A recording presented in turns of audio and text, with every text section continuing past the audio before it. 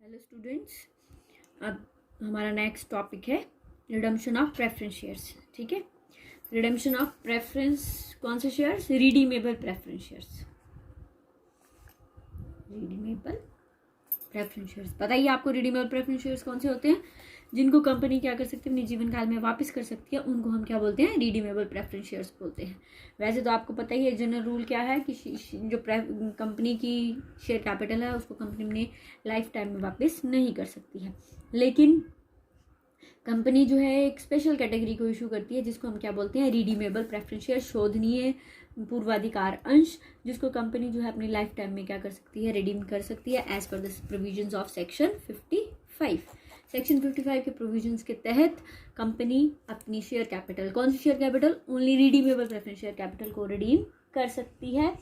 जब भी उसको एक फिक्स पीरियड के बाद या जब कंपनी डिज़ायर करे तो जिसमें नोटिस देना पड़ता है, तो वो नोटिस देकर कंपनी क्या कर सकती है? इस कैपिटल को रिडीम कर सकती है। क्या कंडीशंस होती हैं रिडीमेबल प्रेफरेंस शेयर्स को रिडीम करने की? पहली कंडीशन है कि ऑथराइज्ड बाय आर्टिकल्स। कंपनी जो है वो हमेशा अपने आर्टिकल्स के द्वारा अगर ऑथराइज होगी तभी वो प्रेफरेंस शेयर्स को इशू कर सकती है, जो कि कंपनी के द्वारा क्या किए जा सकते हैं? रिडीम किए जा सकते हैं। It must be authorised bye article. Article में इसका विवरण होना चाहिए, आर्टिकल में उसको क्या है, उसको अधिकार होना चाहिए, तभी वो क्या कर सकती है? इस प्रकार के शेयर इशू कर सकती है और उनको रिडीम कर सकती है। दूसरी कंडीशन है redemption of fully paid up shares.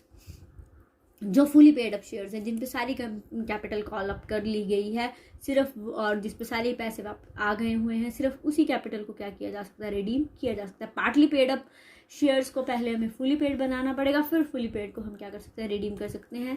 तो फुली पेड शेयर्स को ही हम रिडीम कर सकते हैं। तीसरी कंडीशन है रिडम्पशन आउट ऑफ प्रॉफिट्स और bye issuing new shares. Redemption या तो प्रॉफिट्स, आउट ऑफ प्रॉफिट से हो सकता है जो डिविडेंड के लिए रखा हुआ है हमने, या फिर नए शेयर इशू करने पर हम क्या है इसको कर सकते हैं। रिडम्पशन आउट ऑफ प्रॉफिट पहला है redemption out of profit available for dividend. In case redeemable preference shares are redeemed out of profits available for dividend, an equivalent amount equal to the face value or nominal value of preference share must be transferred to an account that is called as capital redemption reserve account।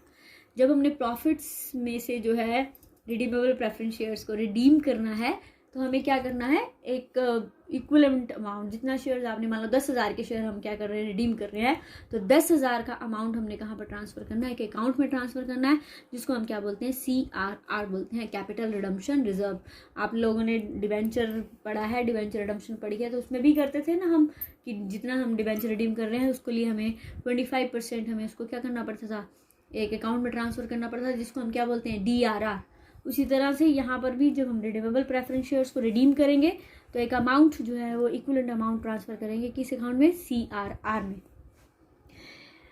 इसका advantage आपको क्या होगा कि जब हम इस amount को transfer करेंगे CRR में तो थर्ड पार्टी का इंटरेस्ट जो है वो इस रिडम्पशन से इफेक्टेड नहीं होगा, क्योंकि ये भी कहाँ पर दिखाया जाएगा? बैलेंस शीट में रिजर्व एंड सरप्लस के हेड के अंडर दिखाया जाएगा। वहाँ से आपकी रिडीमेबल प्रेफरेंस शेयर हट जाएगी और नीचे क्या है आपके पास?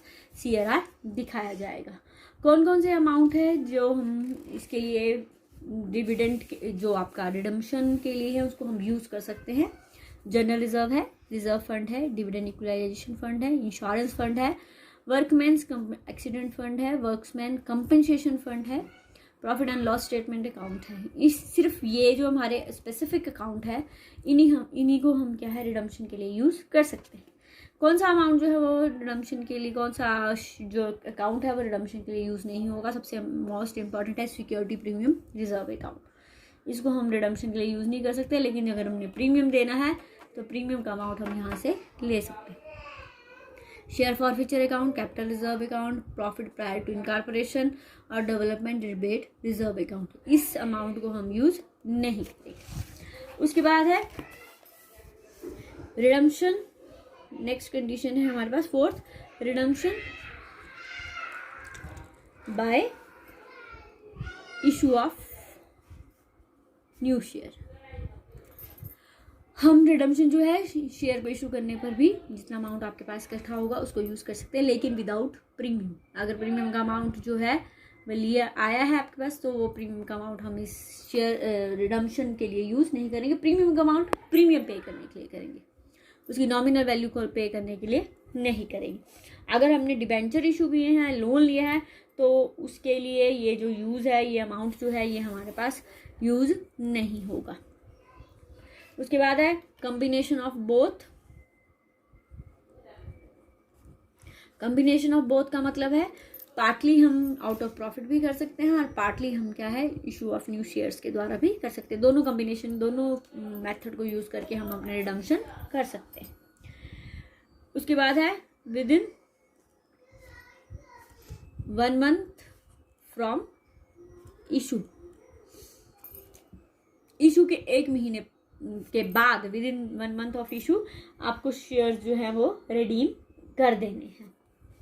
जैसे आपने रिडीम करने हैं, इसकी 30 दिनों के भीतर इसकी इंफॉर्मेशन आपको रजिस्ट्रार को देनी है कि हमने इतने शेयर जो हैं रिडीम कर दिए हैं। और जो हम इशू ऑफ फर्दर, अगर हम बाकी जो है रिडीमेबल शेयर्स को इशू करते हैं, तो जो हमारा ये या रिडम्पशन करते हैं, तो इसके ये it shall not be deemed as increase और decrease in the share capital of company.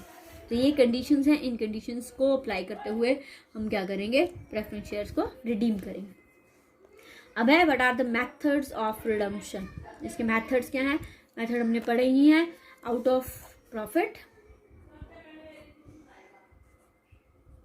Second है by issue of new shares, और यहाँ इन दोनों का combination, partly out of profit और partly by issue of new shares. ठीक है, ये मेथड है। उसके बाद है what are the accounting treatment. कैसे हम इसकी अकाउंटिंग ट्रीटमेंट करते हैं, इसके लिए निम्नलिखित आपके पास एंट्रीज होंगी। सबसे पहले हमने डिसाइड करना, सबसे पहले हमने अमाउंट डिसाइड करना है कि कितना जो है उनको देने वाला है। For amount due on redemption, हमने इनका अमाउंट जो है रिडम्पशन का अमाउंट डिसाइड करना है। तब क्या होगी एंट्री, रिडीमेबल प्रेफरेंस शेयर, क्योंकि कैपिटल को अब रिड्यूस करना है, उनको वापस देना है, तो डेबिट करेंगे, account debit to redeemable preference share holder account being amount due. ठीक है, अगर हमने इसको, ये तो पार पे था, अगर हमारे पास ये प्रीमियम पे है, तो यहाँ पर क्या लिख देंगे, to, there is no to, enter दूसरी कर लो, redeemable capital account debit premium on redemption of preference shares account debit to redeemable preference share holder account. ये एट प्रीमियम पे अगर हम उसको रिडीम करेंगे। फिर उसके बाद ये हमने ड्यू कर लिया अब उनका अमाउंट। अब हम अरेंजमेंट करेंगे कि हमें कहाँ कहाँ से पैसा जो है ले सकते हैं। पहला, अगर हमारे वो शेयर्स कैसे हैं, पार्टली पेड है,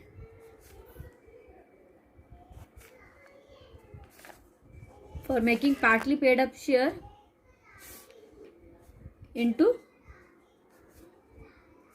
paid up, fully paid up, तो एंट्री होगी preference share final call account debit to redeemable preference share capital account. ठीक है, पहले हम कॉल करेंगे due, bank account debit preference share final call account, being final call, मैंने ये final call due being final call received. ये पहला step था। Step 2, on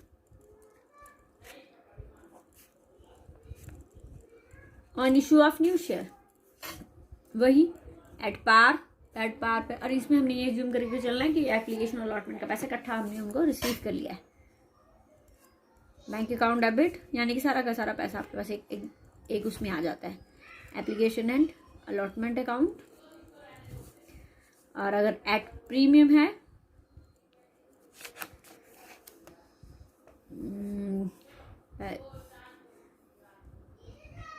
bank account debit, bank account debit to share application and allotment account. अब हमने क्या करना है, इनको शेयर कैपिटल बनाना है। तो क्या बन जाएगा ये हमारे पास, share application and allotment account debit to share capital account. अगर तो पार है तो सीधे जो अमाउंट आएगा वो शेयर कैपिटल में चला जाएगा, लेकिन अगर प्रीमियम है तो यहाँ क्या लिखेंगे, to security premium reserve account. अब स्टेप 3, आउट ऑफ प्रॉफिट। अगर हम इसको प्रॉफिट के लिए दे रहे हैं तो हमें पता ही है कौन सा फंड हमने यूज करना है, जनरल रिजर्व अकाउंट डेबिट या सरप्लस अकाउंट डेबिट या dividend equalisation fund account debit, workman के accident fund account debit, workman compensation fund account debit, profit and loss statement account debit. किसको ट्रांसफर करना है हमने, कैपिटल रिडम्पशन रिजर्व अकाउंट। ठीक है, फिर उसके बाद अगर for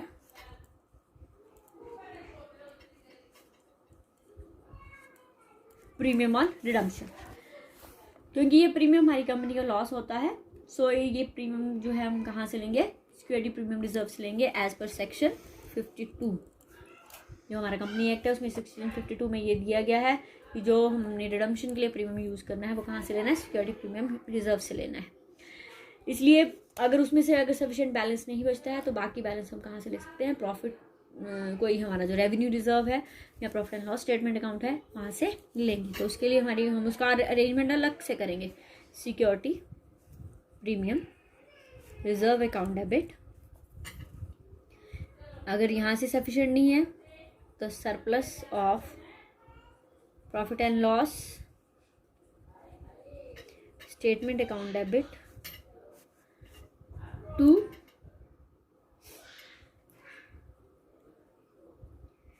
premium on redemption of redeemable preference share. ठीक है, अब हमारे सारे पैसा का अरेंजमेंट हो गया जितना हमें चाहिए था।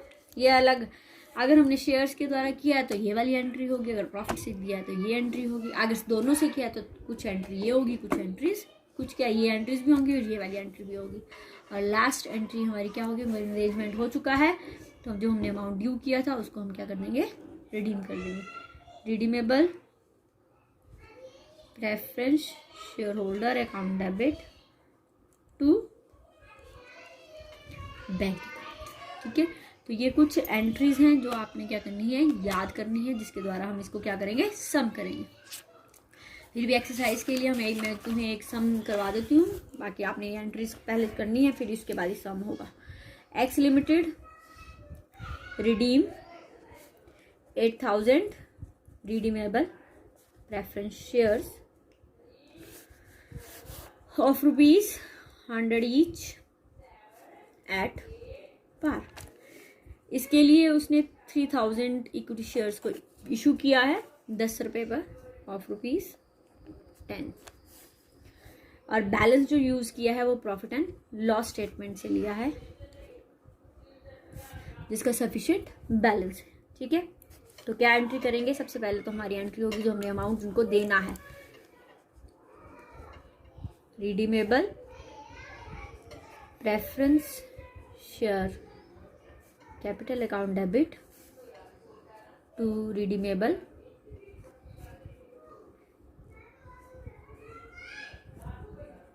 कितना अमाउंट है 8,000 के शेयर्स रिडीम करने 100 रुपये के, तो अमाउंट कितना हुआ 8 लाख, यानी कि 8 लाख का आपको अरेंजमेंट करना है। बोलता इसके लिए आपने 3,000 के शेयर इशू किए हैं, तो दूसरी एंट्री क्या होगी,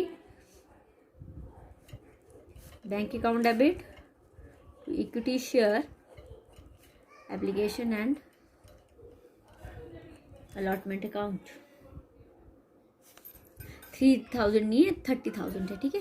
तो 30,000 शेयर्स हैं 10 रुपए के, तो कितना अमाउंट हुआ हमारे पास 3 lakh. Being new share issued. तीसरी एंट्री, इसको कैपिटल बनाओ, equity share application and allotment account debit to equity share capital account. जितना अमाउंट हमने रिसीव किया उसको कैपिटल बना दी हमने। Being amount transfer to capital account. Next बोलता बाकी बैलेंस जो है आप CRR से प्रॉफिट से ले लो। तो बाकी बैलेंस कैसे हमें पता चलेगा, हमें of CRR, nominal value of shares to be redeemed कितनी है 8 lakh, less amount receive by new issue of share, कितना रिसीव हुआ 3 लाख, कितना बचा हमारे पास 5 लाख। कर दो सफिशिएंट बैलेंस है, तो हमारी एंट्री होगी surplus in profit and loss statement account debit to capital redemption reserve account. कितना अमाउंट डालेंगे हम 5 लाख। अब हम इसको क्या करेंगे, यहाँ से हमारा सारा अरेंजमेंट हो गया हुआ है, 8 लाख चाहिए, 8 लाख मिल गया। अब हम इसको रिडीम कर देंगे। Redeemable preference share holder account debit to bank account 8 lakh.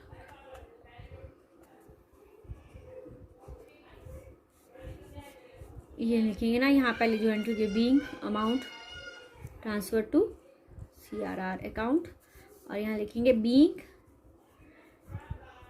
Payment made to preference share holder account. तो ये रिडम्पशन ऑफ प्रेफरेंस शेयर का भी एक सिंपल सा सम है। पहले आपने सबसे पहले क्या करना है, जो मैंने एंट्रीज लिखाई है इसको याद करना है, क्योंकि इसके अकॉर्डिंग ही आगे क्या होंगे न्यूमेरिकल होंगे। तो इसको देखो, फिर कल हम करते हैं इसका न्यूमेरिकल।